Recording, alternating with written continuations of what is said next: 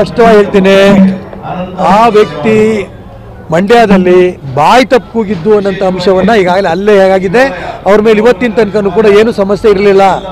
ಯಾವಾಗ ಕಾಂಗ್ರೆಸ್ಸಿಗನವರು ಪಾಕಿಸ್ತಾನ ಜಿಂದಾಬಾದಿಗೆ ಬೆಂಬಲ ಕೊಟ್ಟಿರುವಂಥ ಅಂಶ ಇಡೀ ರಾಜ್ಯದಲ್ಲಿ ದೇಶದಲ್ಲಿ ಪ್ರಚಾರ ಆಯಿತು, ಅದಕ್ಕೆ ತಮ್ಮ ಮುಖ ಉಳಿಸ್ಕೊಳ್ಳೋದಕ್ಕೋಸ್ಕರ BJPಯ ಕಾರ್ಯಕರ್ತರ ಮಧ್ಯೆ ತರ್ತಾ ಇದ್ದಾರೆ. ಯಾವುದೇ ಕಾರಣಕ್ಕೂ ಭಾರತೀಯ ಜನತಾ ಪಾರ್ಟಿಯ ಒಬ್ಬ ಕಾರ್ಯಕರ್ತರು ಕೂಡ ರಾಷ್ಟ್ರದ್ರೋಹಿ ಘೋಷಣೆಗೆ ಹೋಗೋ ಪ್ರಶ್ನೆಯೇ ಇಲ್ಲ. ಭಾರತ್ ಮಾತಾ ಕಿ ಜೈ ಅಂತ ಕೂಗ್ತೀವಿ, ಪಾಕಿಸ್ತಾನ ಜಿಂದಾಬಾದ್ ಅಂತ ನಮ್ಮ ಜೀವನದಲ್ಲಿ ನಾವು ಕೂಗಲ್ಲ. ಹೆಬ್ಬಾರ್ ಮತ್ತೆ ಎಸ್ ಟಿ ಸೋಮಶೇಖರ್ ಬಂದಂಗೆ ಮುಂದಿನ ದಿನಗಳಲ್ಲಿ ಎಸ್ ಟಿ ಸೋಮಶೇಖರ್ ಮತ್ತೆ ಹೆಬ್ಬಾರು ಕಾಂಗ್ರೆಸ್ಸಿಗೆ ಬರೋದಕ್ಕೆ ಇನ್ನೂ ಸಾಕಷ್ಟು ಜನ ಬಿಜೆಪಿ ಬರ್ತಾರೆ ಅಂತ DKC ಅವರು ಹೇಳಿದ್ದಾರೆ. ಇದು ಇವತ್ತಲ್ಲ, ಬಹಳ ಜನ BJPಯವರು ಕಾಂಗ್ರೆಸ್ಸಿಂದ ಬರ್ತಾರೆ ಅಂತ. ಅವರು ಒಂದು ಮತದ ಗಜದ ರೂಪದಲ್ಲಿ ಇದ್ರಲ್ಲ, ಉಪಮುಖ್ಯಮಂತ್ರಿ ಆದ ಹೊಸದ್ರಲ್ಲಿ BJPಯ ಅರ್ಧಕ್ಕಿಂತ ಹೆಚ್ಚಿಗೆ ಶಾಸಕರು ಕಾಂಗ್ರೆಸ್ಸಿಗೆ ಬರ್ತಾರೆ. ಇವತ್ತು ಇತ್ತೀಚಿನ ತನಕ ಆ ವಾಯ್ಸ್ ಇರಲಿಲ್ಲ.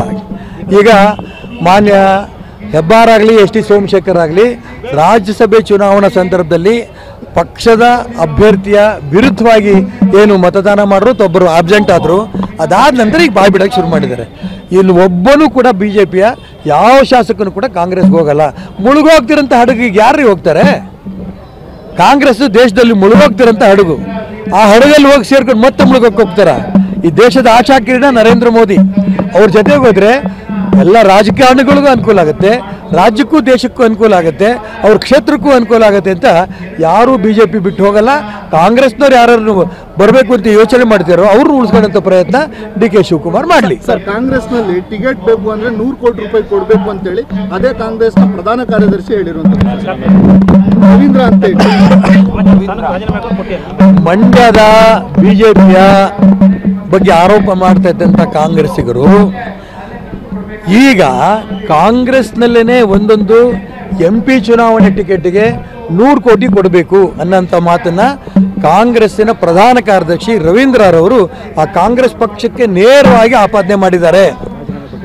ಮತ್ತು ಆಮೇಲೆ ರಾಜೀನಾಮೆ ಕೂಡ ಕೊಟ್ಟಿದ್ದಾರೆ ಕಾಂಗ್ರೆಸ್ಸಿಗೆ. ಇದ್ರ ಬಗ್ಗೆ ಮುಖ್ಯಮಂತ್ರಿ ಆಗಲಿ DK ಶಿವಕುಮಾರ್ ಆಗಲಿ ಬಾಯ್ ಬಿಟ್ಟಿಲ್ಲ. ಆ 100 ಕೋಟಿ ಯಾರಿಗೆ ತಲುಪ್ತಾ ಇದೆ, ಆ 100 ಕೋಟಿಯಿಂದ ಯಾರ್ಯಾರು ಕೇಳಿದ್ದಾರೆ, ಇದ್ರ ಬಗ್ಗೆ ಏನಾದ್ರು ತನಿಖೆ ಮಾಡಲಿ. ಕಾಂಗ್ರೆಸ್ನಲ್ಲಿ ಏನೇನು ಅನ್ಯಾಯ ಆಗ್ತಿದೆ ಅಂತ ಅದನ್ನು ಮಾಡಲ್ಲ. ಅವರು ಬೇಕು ಅಂತ BJP ಬಗ್ಗೆ ಆಪಾದನೆ ಮಾಡ್ತಿದ್ದಾರೆ. ನಾಳೆ ಬರೋಂಥ ಚುನಾವಣೆಯಲ್ಲಿ 28ಕ್ಕೆ 28 ಸ್ಥಾನ BJP ನಾವು ಗೆಲ್ತೀವಿ. ಇದು ರಾಜ್ಯ ಜನ ಬೆಂಬಲ ಕೊಡ್ತಾರೆ, ಮೋದಿ ಪ್ರಧಾನಮಂತ್ರಿ ಆಗ್ತಾರೆ.